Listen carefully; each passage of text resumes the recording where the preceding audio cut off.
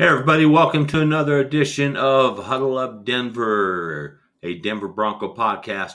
I'm your host, David Slade. We're going to continue our draft review process. Today, we're going to look at the tight end position. Definitely an area where Denver can still use a little more depth. We did get some relief by signing Evan Ingram, so that doesn't mean we have to go out and spend our first pick, grabbing a tight end if we don't feel that the right guy is there. So, during this video, we're going to go ahead. We're going to look at some of the top tight ends, talk about some options that Denver may have. All right, everybody, buckle up. Let's get going on this. All right, the first tight end we're going to look at is Tyler Warren out of Penn State University. 6'6", 261 pounds. Has great size to him. Had a huge year in 2024. He had 104 receptions, 1,230 yards, 8 touchdowns. Just a key contributor to the Penn State game. Let's look at some of his strengths. Long arms. This guy has long arms, which really helps him with the catch radius. So that way, if the throw's a little bit off, he can go out there and get it. Really helps the quarterbacks out. He has long arms, which help in blocking. That way, he doesn't have the guys right up on him. He can get that separation from them. He's a very, very strong player. He held up well against versus power against most of the defensive ends that he faced throughout the year. So that's a good aspect to have him in either pass blocking if he's staying in or helping out, in run blocking. So physical. He's not afraid of the physical aspect of the game. He'll get in there and he'll mix it up with other people. And then he's very versatile. He has the frame. He can play inline. He can play as a wing back. He can play as a fullback. So this is just a great asset. I think he's going to be a tremendous asset to whatever team he goes to. He's not going to be available when the Broncos pick. I don't think, not down at 20. I just don't see him going there. I have him going as high as 8 to Jacksonville, being that they just lost Evan Ingram, or, down to 14 going to the Colts. So we'll see. Next up, we're going to look at some of the concerns that we have with him. Some of his concerns is he's a bit stiffer when changing direction, so that limits his route tree a little bit. So he's not a quick twitch guy, so he doesn't have that top speed right away. It takes him a few steps to get up to his top speed. I mentioned earlier he's good in run blocking, but at times he tends to release his block a little early. So he'll just have to work on that, and holding that block a little bit longer in the running game. And then he could just tempo his routes a little bit better to create bigger throwing windows against the zone. So, but I mean, those are little things. I think with coaching, the guy's going to get better. I mean, the quickness probably not going to be, much improved upon, but I think this guy's going to be a tremendous asset at the next level. Like I said, he won't be available when Denver picks, I don't think, and I don't see Denver trying to trade up to get him. So, all right, that is Tyler Warren out of Penn State University. All right, next tight end we are going to look at is Colston Loveland out of Michigan, 6'6", 248 pounds, 2024, 56 receptions, 582 yards, 5 touchdowns. He did not play the whole season. He played 10 of their 13 games. Notably, he missed the Ohio State game, and then he missed the Alabama Bowl game. He suffered a shoulder injury back in September of 24. He played most of the season with it. He did have surgery on that in January of 25. He is fully expected to recover and be ready for the 2025 season. We'll look at some of the strengths of Colston. He's an exceptional athlete. This guy plays like an oversized receiver. He's very fluid in his movements, has great acceleration. He also has a basketball background that really helps him out in the tight end game. Catch radius, his natural hands catcher. He extends away from the body to make catches, snag throws. He's good at boxing out defenders and high points the ball in contested situations, almost like he's rebounding in basketball. So that basketball experience really helps out there. He's a really good route runner. He creates separation with quick breaks. He's a quick processor of defenses. He can see things, and he can find those soft spots in the zone. So that will really help out a tight end or a quarterback. And versatile. He can line up in line. He can line up in the slot. He's lined up out wide, and he was productive in all of those alignments. So I think he's a very versatile guy that can help you out in many ways. Some of the concerns with Colston Loveland, his blocking technique. At times, he can be overpowered by power rushers. He struggles at times maintaining blocks through the end of the play, so he's just going to have to work on that. He's raw in pass protection, so if he's going to be asked, at times to stay in and block on passing downs instead of going out into the routes, he's going to definitely need to improve that to be more of a functional three-down tight end at the next level. Strength, he's filling out his frame still. He needs to add some functional strength. He gets pushed around easily in the run blocking at times. Focus. He's occasionally dropped the ball trying to run before he secures the catch. So that's just something he's going to, work on at the next level. And then sometimes his breaks on his route running, he'll round off the route instead of the break, instead of doing a quick sharp break, and this allows defenders, to stay in phase on some of the timing routes. So he'll need to work on that. Overall, I think this guy is going to be a good tight end in the NFL. I think that he would be a good pick for Denver at 20. The nice thing is, if Denver picks him at 20, we got Evan Ingram, so we don't need to rush this guy. He can fully recover from that shoulder surgery that he had, so no need to rush him through, and let him learn from Evan Ingram. All right, that is Colston Loveland. Okay, next up is Mason Taylor out of LSU, 6'5", 251 pounds.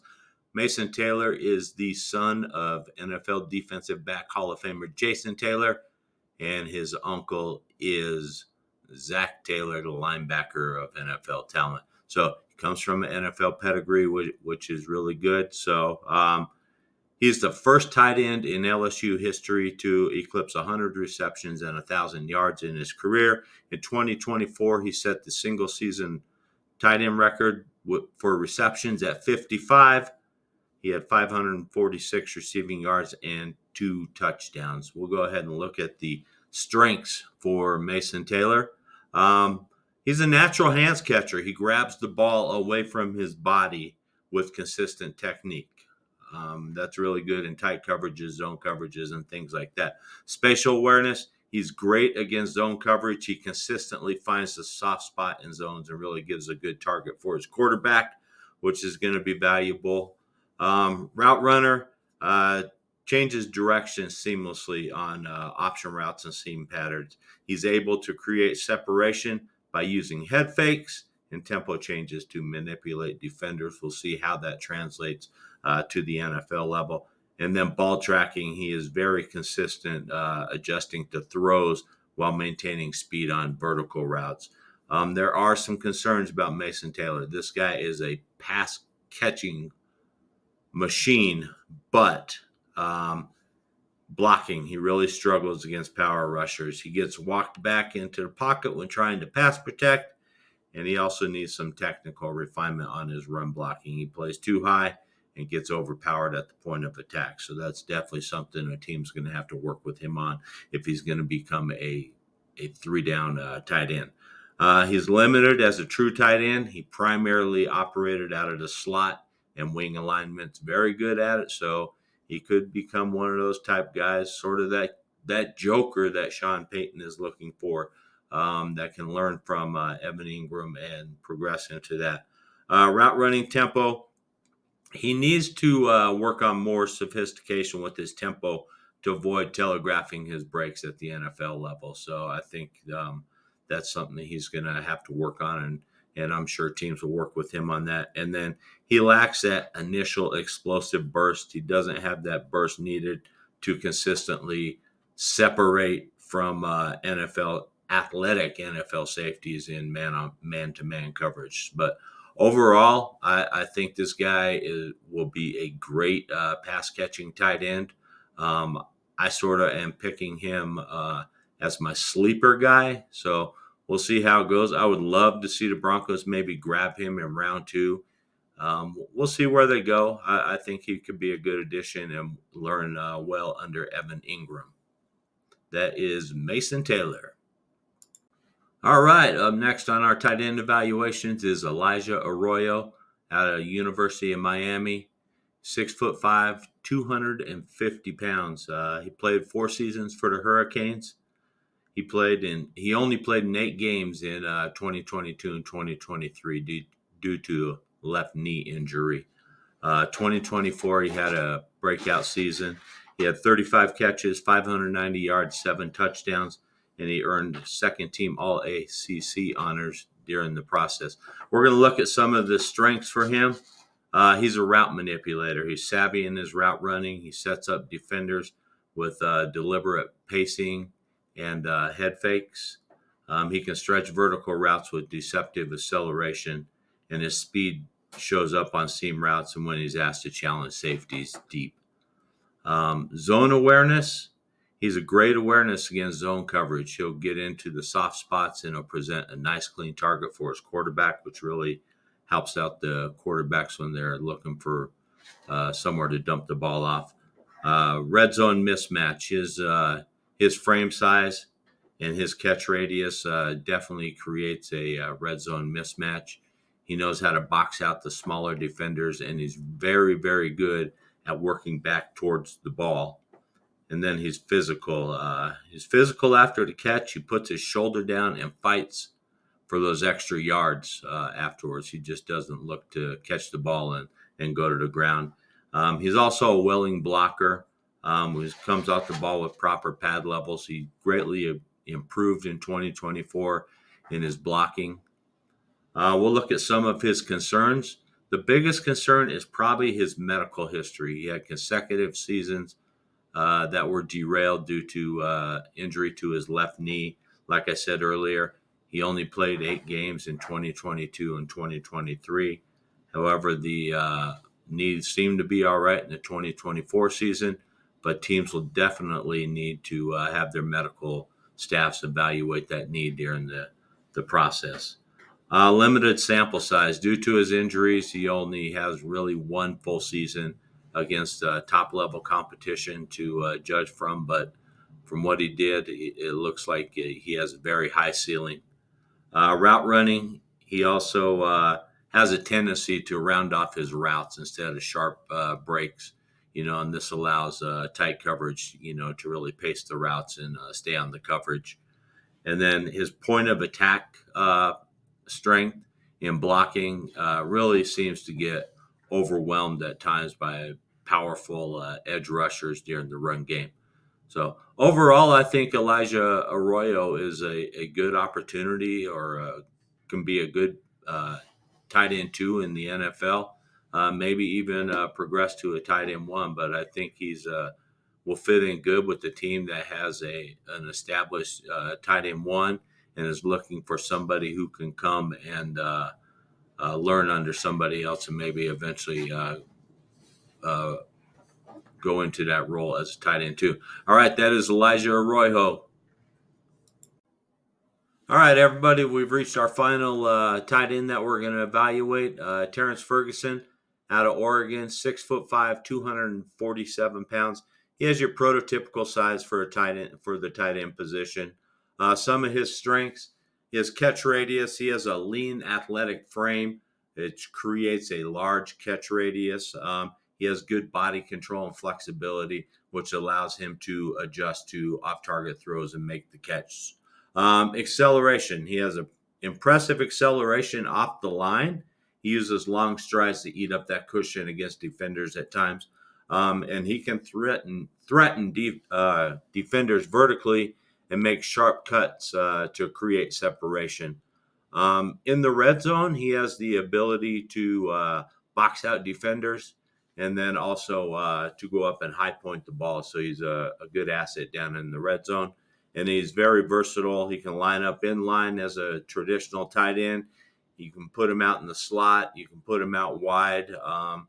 And he can make plays from all three positions. He's also a willing blocker in the run game, and he has good technique in the run blocking. Some of his concerns, and right back to blocking, he can struggle at times to maintain his blocks against the more powerful defensive ends. His balance, contact balance, is inconsistent. So sometimes after making the catch, he'll either go down or, he gets contact and he's going down. So that's something he'll have to work on. Speed, he lacks that elite top level speed to consistently stretch the seam at the NFL level. And then strength, I think he needs to improve in his line of scrimmage strength. It seems like press coverage, he can be overpowered at times. So overall, though, I think he's a good day two pick, second or third round. All right, that is Terrence Ferguson. All right, thanks everybody for joining me today on my 2025 NFL draft preview for tight ends. Today we looked at Tyler Warren, Penn State. I got him with the first round grade. I could see Jacksonville picking him at 5. If not, maybe he goes 14 to the Colts, but I see him definitely being off the board before the Broncos pick at 20. Colston Loveland, Michigan. I got him with the first round grade as well. Would love to see the Broncos take him if he's available. If not, then Mason Taylor, LSU. I would love to see the Broncos take him at pick 51. I think he's going to be a tremendous asset in the passing game. Elijah Arroyo out of Miami. I got him with a late second, early third round grade. And then we looked at Terrence Ferguson of Oregon. I got with a third round grade. He could slide into the later part of the second, just depending on how things shake out. Hey, there's plenty of tight ends in this draft. So I also want to thank NFL Draft Buzz and Pro Football Focus for all of the data and everything. Makes research a lot easier. So again, thank you guys for the content that you put out there. Remember to subscribe to our YouTube channel. Check us out on TikTok, Facebook, X, formerly known as Twitter. Check us out on those. Follow us there. Stay tuned. Next one is going to be wide receivers. Again, thank you very much for joining us, and you all have a great day.